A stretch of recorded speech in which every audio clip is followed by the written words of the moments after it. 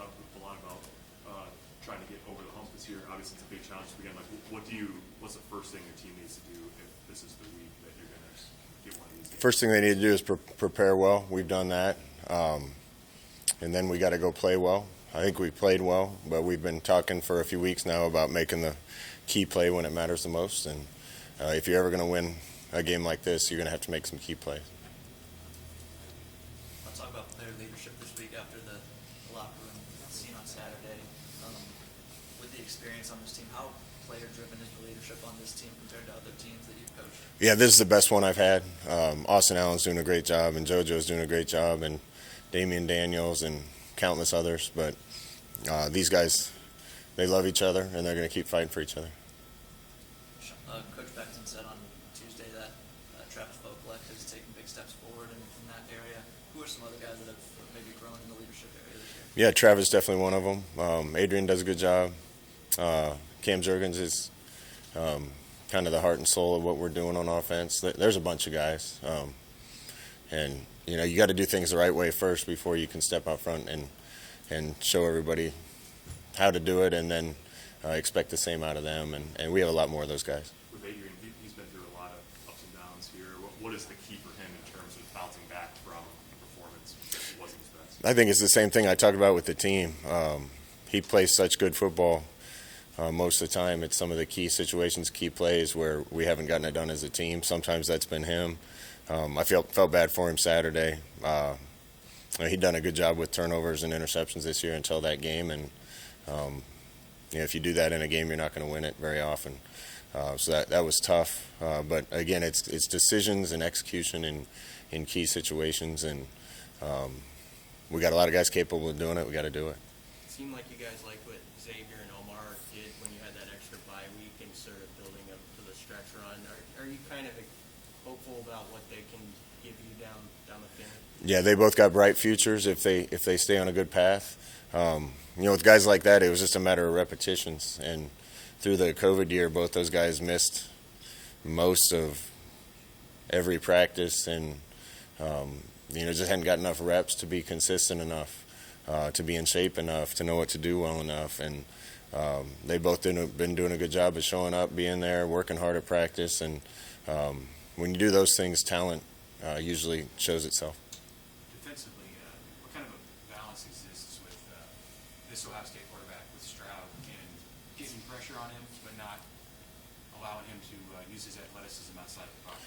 Yeah, these guys have elite talent everywhere. Offensively, they have elite talent. I think they got 3 NFL wide receivers and huge offensive line and a really good tight end and freshman running back that right now is playing about as well as anyone in the league. So, if you try to stop something, they're going to beat you with something else, and you just got to play a sound, solid game. You played really good complementary football. I think Oklahoma's a good example. Is that something you talk about, complementary football, or? Absolutely. We'll have a plan as a team going into the game, and how we handle clock management on offense, and a lot of it depends on situations. You get in different situations, and you can stick with it or have to do something else. But this is a game where we probably want to limit the reps on both sides if we can. You guys announced this project 2 years ago on the eve of the Ohio State game, or at least had an unveiling. What's the excitement level from you guys and from some of the players, practicing out there and seeing a lot of big things moving this week? The talk all week has been the guys up on this giant crane. It looks like they're about 300 feet off the ground. There's no chance I would be up there. I'm not scared of a lot, but heights don't do it for me. It's just so good to see the progress, and there's going to have a lot of things come together here for Nebraska to be elite like everybody wants it to be again, and that's a big part of it. And I know we're grateful to the people that have contributed to make it happen.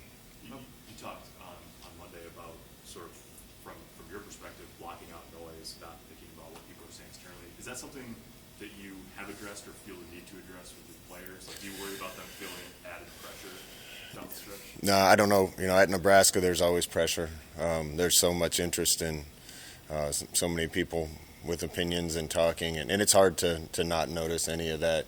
But our players done a great job of locking in and being prepared, and we're going to go give it our best shot Saturday against an elite team. Chase made his one kick last week. Is you feeling good about him going into this week, and how's he been doing? Yeah, we're going to stick with him.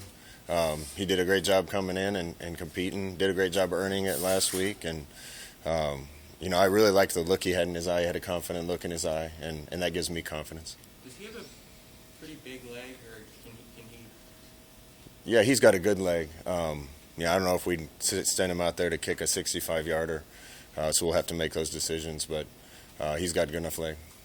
Oliver returned, I think, at 11-yard punt. I guess we're doing that was the longest you guys seen. What are you guys going to do to get more out of the return? Yeah, I think a lot of that has to do with just having a guy back there that's gonna catch it and get something done with it. Oliver's done a great job catching it. Like to see us be a little more aggressive on the returns.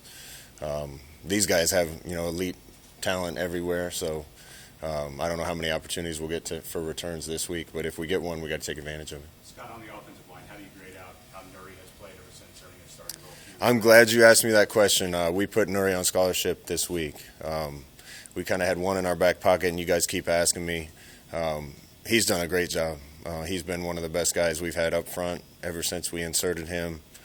He's a great story, foreign exchange student that went to Norris and went to Colorado State and decided he wanted to be back here and walked on. And he's a great story about a Nebraska kid and also walk-ons. It's been such a big part of this program, and anytime we have somebody that's playing and earning it, we want to take care of those guys. So he's another one in a long line of guys that have earned it and are helping Nebraska. How did you deliver that news to him, and how did he receive it? I walked up to him at practice and told him, and he was excited. Good. Thanks, guys. Thank